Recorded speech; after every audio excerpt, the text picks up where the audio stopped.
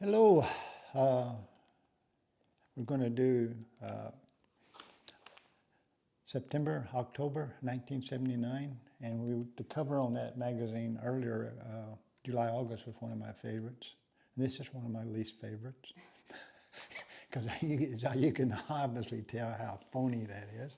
There's a stuffed bass that this guy is supposed to be wade fishing, makes it look bigger than the guy, but that's just, back then you're constantly searching for covers to get people's attention, and I'm sure if I will never over criticize Bob Cobb, because I'm sure he had something to do with this, but sorry, Bob.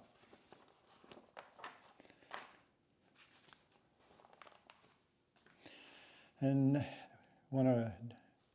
this really, Ray became very, very political, and us that were in the sport wasn't totally aware of it.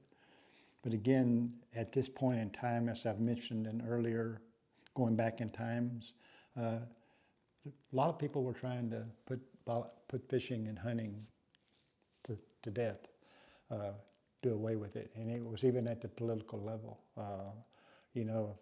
Friends of Animals, all these humane groups, which I really respect a lot of those groups. But like in most groups, it's not the main emphasis they put on. I believe we should be respectful of all creatures, and we should treat them with respect, but also we're a predator, and even predators kill other animals, but most of the time they only kill the ones they need. And there's a respectful way, even though it sounds not that way, that should go along with treating those that we don't need to be killing for no reason or hurting for no reason. So I respect these groups, but the extreme parts of those groups are usually the ones you got to watch out for, and that's no matter what the cause is. The extreme, just like in the electronics deal now, it's not the electronics that's the problem, it's the extreme groups. So, but that's a picture of George Bush fishing with Ray Scott. And that was, Ray really was putting a lot of money into getting involved in the politics. This was also the era of the oil embargoes, when they were trying to actually, there were certain laws in there to prevent boats from being able to buy gas because there was an oil shortage. Theoretically, we'll never know for sure. But I remember back then, carrying extra tanks with you because you didn't know if you could even get gas after about 3 o'clock on interstates going to the tournaments. You didn't know if you were going to be able to buy gas for your boat once you got to the marinas. And anyway, Ray him and George Sr. became real close friends. And that's where he was putting a lot of his money and power in. Ray went, and Forrest Wood went to before Congress and to support boating. That boating used less than, it wasn't even 1% of the gas used in the world. And if you're not counting big ocean-going tankers, but so this was kind of my first awareness of George Bush. Another thing, just quickly here, you think of Dow days, this is 1979 again, and really even back then, they were starting to try to make lures more cosmetically accurate. A frog should look like a frog, a brim should look like a brim, a shad should look like a shad. They were becoming more of the match your hatch that the trout guys were. They wanted to tie flies that were exactly what they were trying to imitate when they were fly fishing for trout. So this went way back then. It was never very successful though, which is ironic. Still, most of us that had baits that were successful for us, they were just basically whites and blacks and chartreuses and just, they weren't that sexy of looking bait as far as the cosmetics. Of course, the Japanese came with even more cosmetically perfect baits, but to imitate, what the fish were eating. But still to this day, I wouldn't say those are my favorite lures. And if I look on my success, it's, just plain shad baits sometimes, and sometimes crawfish baits, but they weren't the artistic baits that you can find you can find nowadays. And nowadays we have a lot of individuals that buy bait and then repaint them themselves, and they're works of art.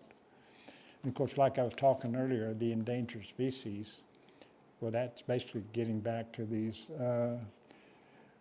different groups that were trying to eliminate, you fishing, even not just competitive fishing, but any type of fishing. And it's a long series of these. It's some of the things that were being said.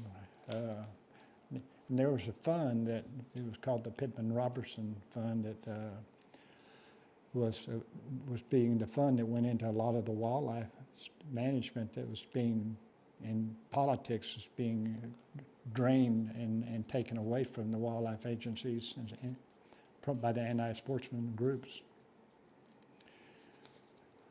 So those are battles that are going on way beyond just, hey, let's go fish a tournament.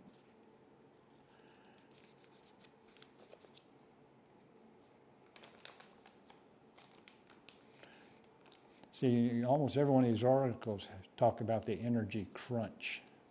And that again gets back to the oil embargo, which destroyed a lot of boating companies, because most boating companies, like for Glastron Boat Company back then, for example, their number one boat was family runabouts.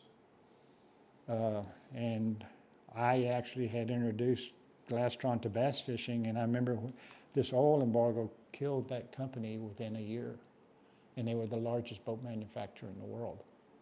And I remember when the president got rid of me and him were good buddies, but he was, Peter Persh was his name, and he came to me and said, we're going to have to let you, and I had gotten Chris Houston on the team, I'd gotten Randy Fight on the team, I'd gotten Larry Nixon on the Glastron team. It was their first boat sponsors.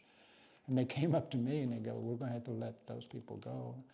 I said, well, no. I said, no, if you would have to let them go, you had to let me go. And he said, well, yeah, we're going to have to do that too. And he said, Rick, I'm not going to be here in 2 months from now. And he says, I really wish we would have got into the bass boats earlier, because the bass boats and the big giant yachts were the only things showing some recession, proof to this oil embargo situation. And that's still true to this day. Fishing, yeah, but this economy goes up and down every 6 or 7 years for different reasons. And but bass boats do show some recession proof. It still struggles, but it doesn't get totally wiped out. People don't quit fishing. They actually fish a little bit more. So you see these articles, they're about all the different ways that, and it goes back in to what an inner tube will cost you versus, it wouldn't cost you what a tank of gas was going to cost you.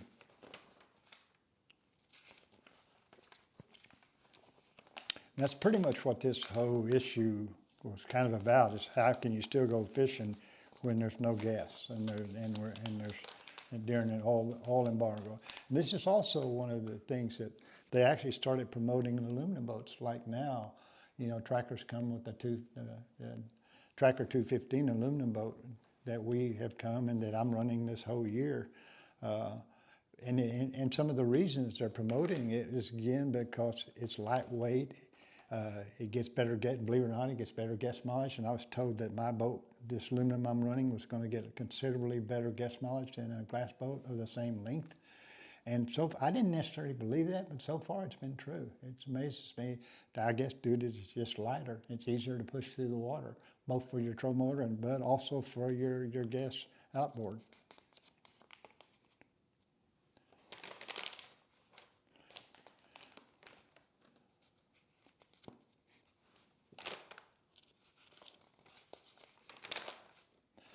And this is just kind of the tournaments, for this year. Again, every year I'm going through these years. I'm still fighting to make the Classic. We're fishing 6 or 7 tournaments a year.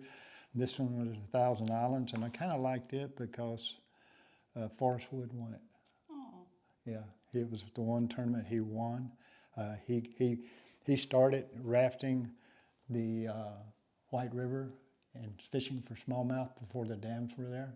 And that's what he had a couple of largemouth in his catch, but most fish when he won this tournament were smallmouth, what he had began his whole career chasing. So it was kind of a neat thing to watch at that time. I don't know if I did any good here or not. But who's in the top 5? People really, the top 5 doesn't change a lot. Names you're familiar with. Bobby Murray, who won the first Classic, and then the second Classic at Ross Barnett was there. Tommy Martin was 3rd. Roland Martin was 4th. You know, it was, you kind of go down the list of people, and they're all fairly familiar names, you know, so. And then how they fish it, we went to Kentucky Lake next, and Gregory Ward, Virgil Ward's grandson, won it. My brother, Randy Fight, was 2nd. And again, a lot of the familiar names, Tommy Martin, you know, Larry Nixon, a lot of those names were still. Where are you at? I don't know, and I'm not going to look any further. I think this was the year I really was struggling to make the Classic. You know, I eventually made 28 in a row, but this was one of the years I almost missed. But I think somewhere toward the end of the year I pulled it out.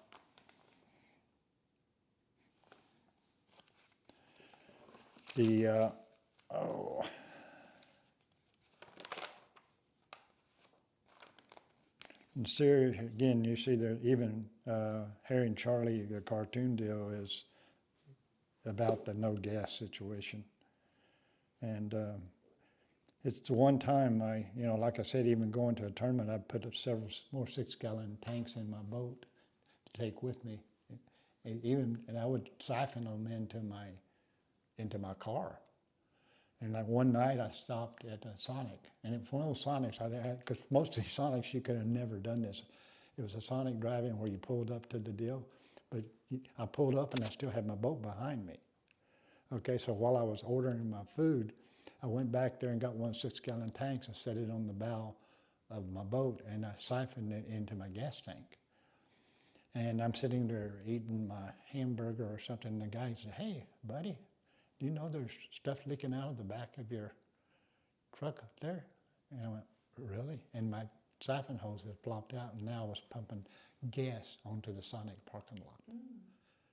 And I went, "Holy crap." I just ran down and told everybody, if you're smoking, don't throw your cigarette out. If you know, I didn't even want them to start their cars, and then I ran into the Sonic and got several buckets of soap and water, and I was washing off the Sonic parking lots before I set the whole thing on fire. So yeah, it's crazy, crazy times.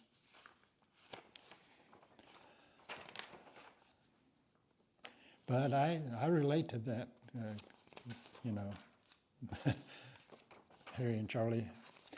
That's it for 1979, September, October.